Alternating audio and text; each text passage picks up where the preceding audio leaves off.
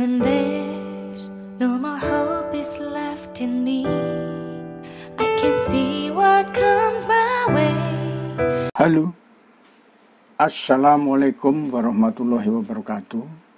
Selamat berjumpa lagi dengan saya Anggono Raras melalui saluran Bisnis Kampus dengan tema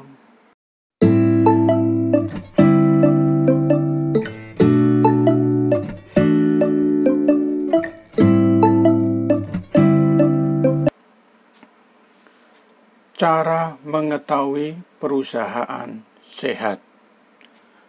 Rekan-rekan semua, pada saat pandemi seperti sekarang ini, kita melihat hampir semua perusahaan itu mengalami penurunan pendapatan yang begitu signifikan, yaitu pendapatan mereka bisa sampai turun 70% dari biasanya. Hal ini dimaklumi karena semua kegiatan berhenti gara-gara pandemi COVID-19. Jadi rekan-rekan semuanya, bagi mahasiswa semester akhir maupun para manajer muda yang ingin berkarir lebih tinggi lagi dalam masa yang cukup panjang.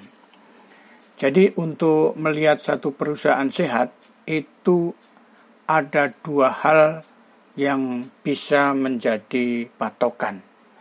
Yang pertama adalah dari sisi moneter,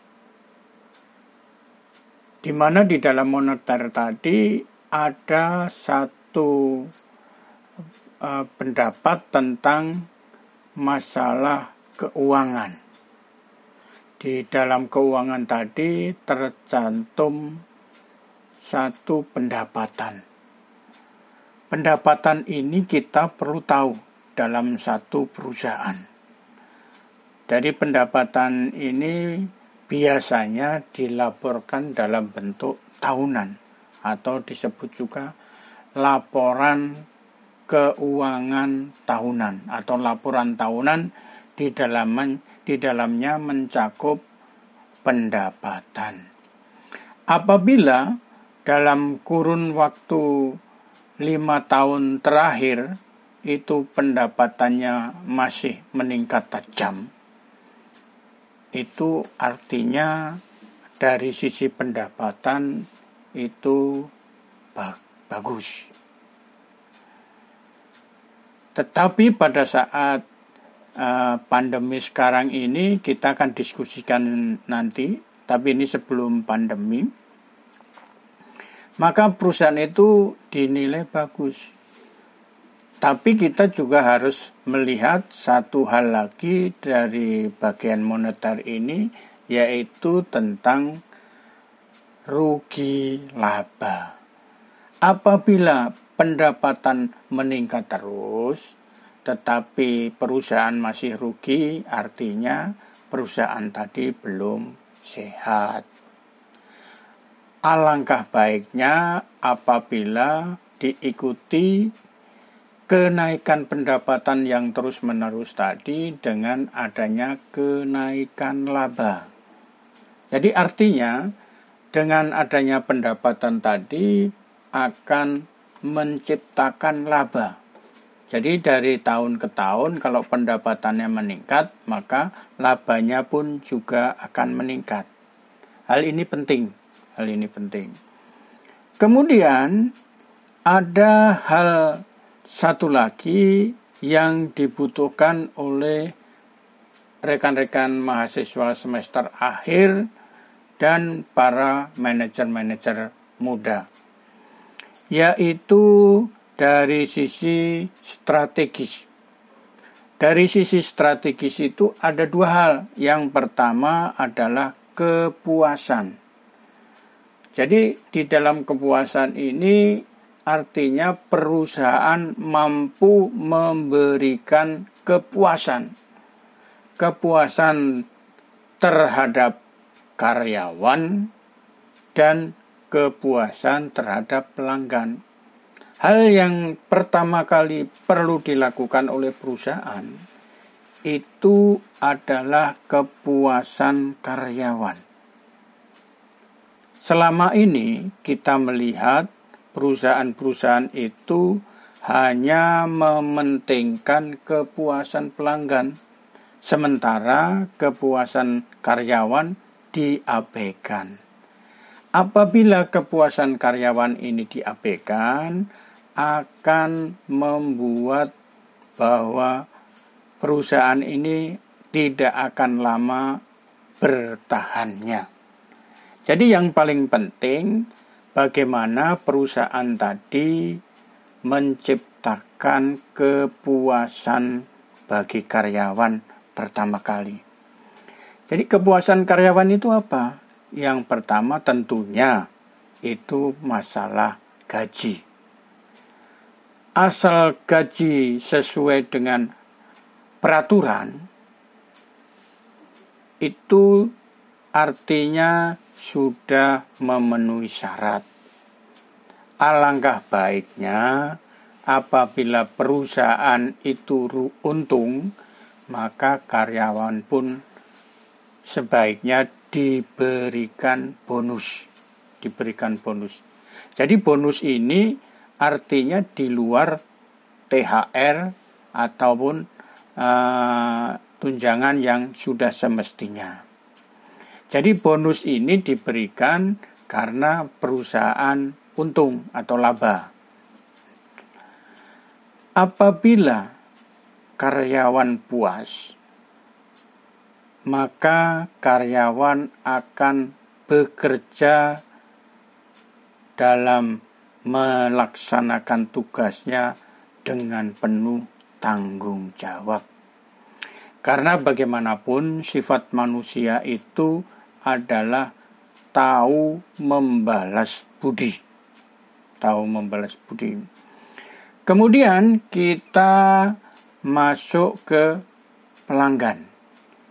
Kepuasan pelanggan itu juga penting. Karena tanpa pelanggan, barang yang kita jual tidak akan laku. Jadi kepuasan ini ada keseimbangan antara karyawan maupun kepuasan pelanggan. Kemudian apa yang dimaksud dengan kepuasan pelanggan? Kepuasan pelanggan itu adalah apa yang diinginkan oleh pelanggan dapat dipenuhi oleh perusahaan. Atau bisa juga bahwa apa yang dijanjikan dalam promosi maka harus ditepati. Itu akan membuat pelanggan puas. Kalau kepuasannya itu meningkat terus, maka pelanggan pun akan menjadi loyal kepada perusahaan tersebut terhadap pembelian barang atau jasa yang dihasilkan oleh perusahaan tersebut. Kita melihat banyak para pelanggan dengan segmen tertentu itu bertahan membeli sesuatu produk dengan merek tertentu. Baik, rekan-rekan semua, kita lanjutkan strategis yang kedua. Strategis yang kedua itu adalah teknologi. Pada masa pandemi saat ini, kita sangat dibantu oleh adanya teknologi informasi, yaitu teknologi digital. Jadi kalau perusahaan tidak mau menggunakan teknologi IT ini, maka jelas-jelas akan ketinggalan. Selanjutnya, selain itu, perusahaan yang sehat harus mampu mengantisipasi teknologi yang berkembang dengan cepat ini. Sebaiknya masing-masing perusahaan menggunakan teknologi yang ada sesuai yang dibutuhkan oleh perusahaan. Itu sangat penting.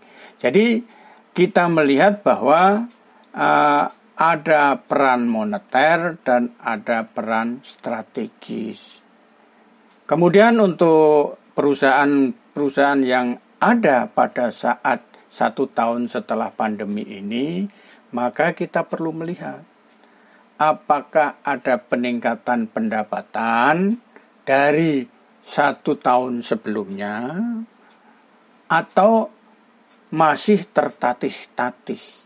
Nah, ini perlu menjadi perhatian bagi rekan-rekan untuk melihat apakah perusahaan itu sehat atau tidak.